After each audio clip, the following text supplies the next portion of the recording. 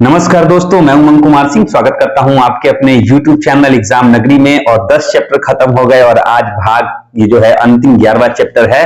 जी हां, मैं बात कर रहा हूं इस किताब की, भारत की राज व्यवस्था, एम लक्ष्मीकांत के द्वारा पॉलिटी को समर्पित ये बुक है। इसका सीरीज चल रहा है, पूरा का पूरा नोट्स मैंने बना दिया है पूरे 10 चैप्टर तक। अगर पीछे के नोट्स अगर आपने नहीं देखे हैं तो सारे के सारे नोट्स जो है इसी चैनल पे पड़े हुए हैं।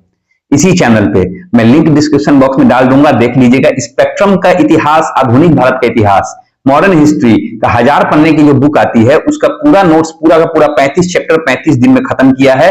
सबका नोट्स इस चैनल पर पड़ा हुआ है। आपने नहीं देखा तो जाके वो भी धीरे धीरे करके एक एक करके देखिए, नोट्स बनाइए और अपनी तैयारी को एक सही दिशा दीजिए। जी हाँ, आज हम पहले भाग का अंतिम चैप्टर पढ़ेंगे और इससे पहले जो हमने पढ़ा था वो पढ़ा था संविधान में संशोधन। अब हम लोग पढ़ेंगे संविधान की मूल संरचना। अच्छा, मूल का मतलब क्या? बेसिक जो है स्ट्रक्चर, ये वर्ड कहां से आया, मूल वर्ड कहां से आया? तो जब संविधान लागू हुआ था 1950 में, तो उसके एक ही साल के बाद ये मूल शब्द का जो है उपयोग सबसे पहले भारत के माननीय सर्वोच्च न्यायालय ने किया था। क्यों? क्योंकि संसद को पूर्ण अधिकार चाहिए थे इसमें संशोधन करने में। संशोधन हमने पढ़ा, कहां कहां बदलाव होते हैं, कौन कौन करते हैं, सब चीज हमने देखा।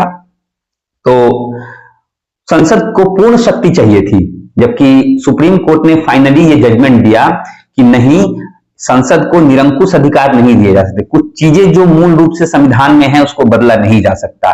यानी संविधान का जो मूल संरचना है उसको आप नहीं बदल सकते हैं, बाकी उसमें सुधार कर सकते हैं, कुछ जोड़ सकते हैं, लेकिन आप मूल संरचना को नहीं बदल सकते हैं। तो उसी में जो है मूल शब्द आया था। तो ये मूल संरचना का क्या इतिहास है, पूरा का पूरा हम इस चैप्टर में पढ़ेंगे। इस चैप्टर में जो है हम लोग केशवानंद भारती मामला पढ़ेंगे। इस चैप्टर में केशवानंद भारती मामला 1951 में आया था।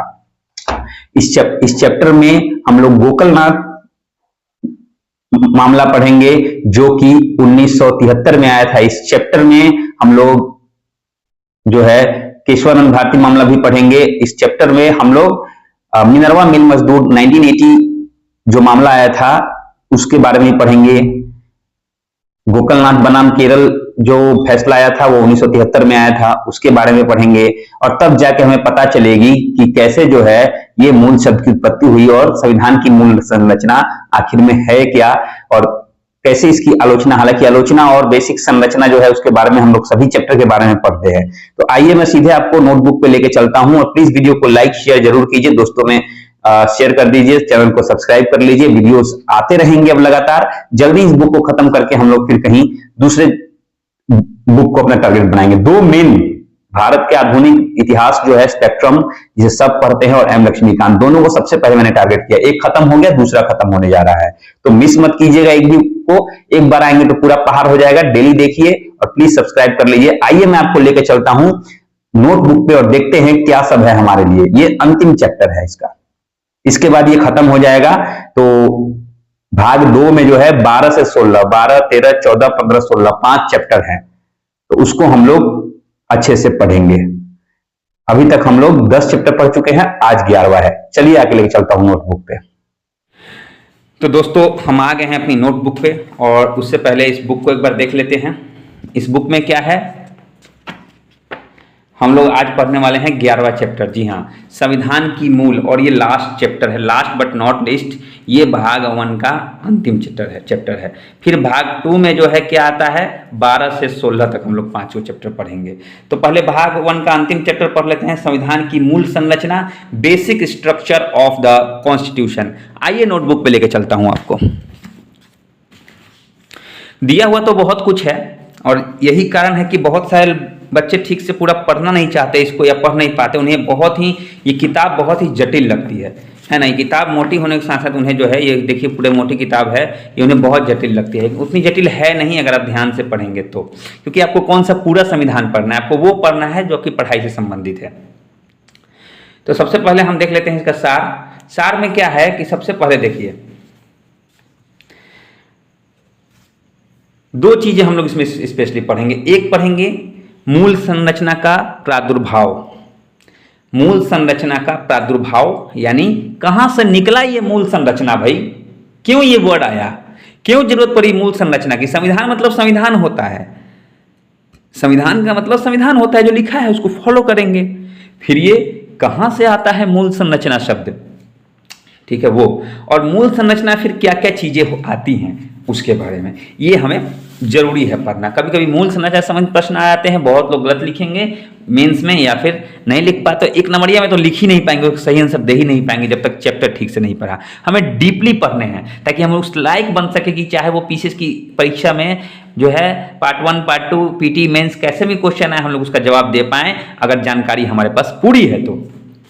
चलिए, तो मूल संरचना का प्रादुर्भाव में हम लोग 3 चीजें पढ़ने वाले हैं। एक पढ़ने वाले हैं गोकलनाथ मामला 1967, केशवानंद भारती मामला 1973 और मिनर्वा मिल मामला 1980।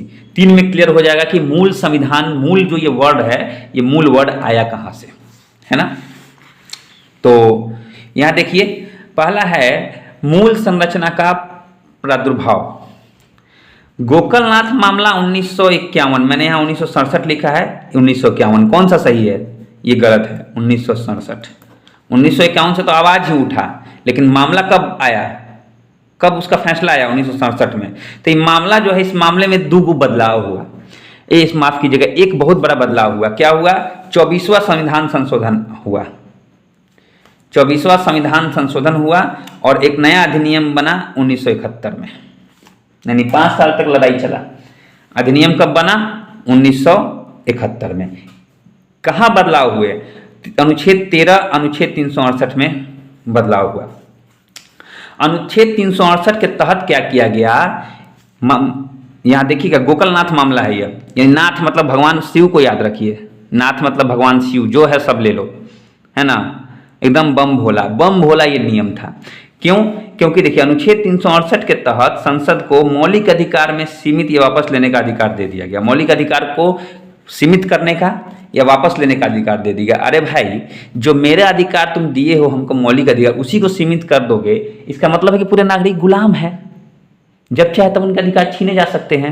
ये यानी पूर्ण अधिकार संसद को दे दिया गया, पूरा का पूरा अधिकार जो है इसमें संसद को दे दिया गया, पूर्ण अधिकार मान के चलिए। गोकलनाथ जहां आए मतलब पूरा अधिकार दे दिया गया, कैसे भी चाहे 368 में बदलाव संसद कर सकती है, ठीक है। एक बदलाव हुआ। अब ये मामला तूल पकड़ा, और तूल पकड़ते पकड़ते 5-6 साल के बाद फिर एक मामला आया, केशवानंद भारती मामला। केशवानंद भारती बनाम केरल, यह मामला 1973 में आया। इसमें यहाँ क्या 24वां संशोधन, फिर से 24वां संशोधन 1971 में ही जो है उसी में सुधार किया गया, यह उसी में सुधार किया गया। अब सुधार क्या किया गया कि पहले तो गोकलनाथ में जो बोला गया था उसको बरकरार रखा गया, और उसमें कहा कि मूल संरचना में कोई बदलाव नहीं कर सकती। अब यहाँ पे ये वर्ड आया, फिर कब आया वर्ड? केशवानंद भारती मामला। अब ये प्रश्न अगर मान लीजिए आ जाए कि निम्नलिखित में से किस मामले में मूल संरचना नाम के वर्ड शब्द को भारत की व्यवस्था में संविधान संशोधन के साथ जोड़ा गया, तो क्या जवाब देंगे अगर आप डिटेल में नहीं पढ़े होंगे? ऊपर ऊपर पढ़े, आपको लगता है कि आप सब जानते हैं, लेकिन ये वर्ड कब आया? मूल संरचना यहाँ आया, जब यहाँ बवाल उठा, पूर्ण शक्ति दे दी गई थी, फिर बाद में कहा गया कि नहीं नहीं, मूल संरचना में आप कोई बदलाव नहीं कर सकते हैं, ठीक है। अब देखिए, फिर एक मामला उभर के आया, इसके बारे में जिक्र यहाँ नहीं किया था समरी में, नेहरू गांधी मामला 1975, 4 साल के बाद। और इसी समय आया था 42वां संविधान संशोधन 1976 भी आ गया इसी के दौरान, जब केस चल ही रहा था। तो 1976 में कौन सा संशोधन आया? 42वां। और इसमें जो है क्या किया गया कि इसके पहले 39वां संशोधन हुआ था, इसमें संसद को पूर्ण शक्ति फिर से दे दी गई। नेहरू जी बोले कि ना ना ना, हमको पूरा अधिकार चाहिए, पूरा अधिकार चाहिए। और इंदिरा गांधी, माफ कीजिएगा, नेहरू के समय में, और यहाँ गांधी जो थी, ये गांधी का मतलब इंदिरा गांधी संबंधित है। इंदिरा गांधी को चाहिए था पूर्ण अधिकार, इमरजेंसी लगाना था उनको, तो उन्होंने फिर से संशोधन करवा दिया और संसद को क्या कर लिया? संसद को पूर्ण शक्ति दिलवा दी। अब मामला फिर अटक गया, हालांकि बाद में लागू यही हुआ। हम आगे पढ़ते हैं कैसे हुआ। अंतिम मामला फिर आया, मिनर्वा मिल्स मामला 1980। 1980 में क्या हुआ कि जब संसद को पूरा अधिकार था तो लगी ये मूल अधिकार को भी इधर उधर करने। देखिए ये नियम बना था, लेकिन यहाँ केशवानंद में जो है मूल संरचना को प्रभावित नहीं कर सकते हैं कहा गया था। इन्होंने फिर ये काम फिर से करवा लिया। अब फिर मामला उठा मिनर्वा मिल्स मामला 1980 में, उपरोक्त सभी प्रावधान अमान्य घोषित कर दिए गए। यानी गांधी जी के समय में, इंदिरा गांधी के समय, वो गांधी नहीं, इंदिरा गांधी के समय में ये जो दिया गया था सारा शक्ति, सबको कहा कि नहीं नहीं सब गलत है, सब गलत है। और कहा गया कि संसद की शक्ति निरंकुश सीमा तक नहीं होनी चाहिए। संशोधन के लिए संसद की जो शक्ति है वो निरंकुश सीमा तक नहीं होनी चाहिए। कोर्ट ने कहा इतना ज्यादा शक्ति हम नहीं दे सकते, एकदम अनंत तक शक्ति दे दो। अनंत शक्ति ले लिया था इंदिरा गांधी ने। उन्होंने कहा कि मूल संविधान से कोई छेड़छाड़ नहीं होगी, संशोधन की शक्ति नहीं मिलेगी मूल संविधान में करने की संसद को। और उसी समय माननीय सर्वोच्च न्यायालय ने कुछ चीजों को फिक्स कर दिया कि भाई इसमें आप बदलाव नहीं कर सकते ना। अगर आप चाहेंगे, कोर्ट कोई निर्देश दे रहा है, आप जज को अंक पर अंकुश लगा दे नियम में बदलाव करके, तब तो कहानी खत्म। तब तो बात फिर वही हो गया कि सब कुछ आपके बस में है, लोकतंत्र नहीं, आप जो है राजतंत्र चला रहे हैं। तो इसी को ऐसा नहीं हो, इसीलिए जो है कोर्ट ने कहा, कोर्ट ने खुद को सीमा से बाहर कर लिया। यानी सर्वोच्च न्यायालय भी उस सीमा से बाहर है। थोड़ा मोड़ा आप इधर उधर कर सकते हैं, सर्वोच्च न्यायालय के जो मूल संविधान में सर्वोच्च न्यायालय लिखा हुआ है उसको आप नहीं हटा सकते हैं। चलिए इसके बारे में आगे पढ़ेंगे कि मूल संरचना में कौन कौन सी चीजें आती हैं जिनको आप हटा नहीं सकते हैं, जिनको मिटा नहीं सकते हैं, जो अमिट है, जो अमर हैं। आइए जानते हैं ऐसी कौन सी चीजें संविधान में उस समय सुप्रीम कोर्ट ने रखी और कहा कि इसको आप नहीं हटा सकते, अगर थोड़ा मोड़ा सुधार करना हो तो कर सकते हैं, लेकिन मूल संविधान में जो है उसको रहने दीजिए। क्या क्या चीजें हैं? पहला तो संविधान की सर्वोच्चता। कभी भी ऐसा संशोधन नहीं आएगा कि भाई संविधान जो है वो संसद से नीचे है, संविधान राष्ट्रपति से नीचे है। नहीं, राष्ट्रपति संविधान नहीं बनाता, संविधान राष्ट्रपति को बनाता है। तो संविधान की सर्वोच्चता पे कोई कभी सवाल नहीं खड़े होंगे। धर्मनिरपेक्ष चरित्र, किसी एक धर्म को आप पूरा जो है ऊपर बढ़ा दें और दूसरा धर्म को कहें कि मार डालो, ऐसा कभी नहीं होगा। इसको भी श्रेणी में रखा गया कि इसमें भी आप इसको अभी हटा नहीं सकते। हम उस चीज़ों को पढ़ रहे हैं जिसको आप हटा नहीं सकते हैं। और मिनर्वा मिल्स मामले के बाद जो है इसको, पहला तो केशवानंद भारती मामला को जो है बरकरार रखा गया और ये भी बता दिया गया कि कौन कौन से चीज़ है जिसमें आप बदलाव नहीं कर सकते। मैं आपको बता दूं, टोटल 20 चीज संविधान में, टोटल 20 को चीज ऐसा है जिसको आप हटा नहीं सकते हैं। उसको मूल संरचना में रखा गया है। मूल संरचना का जो शब्द आया था उसके शब्दावली में उन सारे चीजों को घुसाया गया है। चलिए जानते हैं, बहुत जरूरी है जानना कौन कौन सी चीजें आप नहीं हटा सकते हैं। संघीय स्वरूप को आप नहीं बदल सकते हैं, हटा नहीं सकते हैं, बदलाव कर सकते हैं, राज्य की स्वीकृति से बदलाव कर सकते हैं। सार्वभौम, लोकतांत्रिक तथा गणराज्य प्रकृति है हमारे भारत की, इसको आप नहीं हटा सकते। कभी आपका मन हो आप राजा बनना चाहें, राजतंत्र नहीं ला सकते हैं। शक्ति विभाजन, विधायिका, कार्यपालिका तथा न्यायपालिका के बीच जो शक्ति विभाजन होती है उसको नहीं हटा सकते हैं। कहने का मतलब जो शक्ति विभाजित होती है, जिसको जो शक्ति दी गई है उसको आपको देना ही पड़ेगा। ऐसा नहीं कि आप पूरा शक्ति अपने पास केंद्रित कर लीजिए और मानिए कि भाई मैं ही हूं जो हूं। कभी कभी तो लगता है मैं ही भगवान है, ऐसा आप कभी नहीं कह सकते। सब में शक्ति का विभाजन करना पड़ेगा। छठा है एकता एवं अखंडता को रखना पड़ेगा। इसको आप तोड़ने का प्रयास करेंगे तो बुक हो जाएंगे। आगे देखते हैं,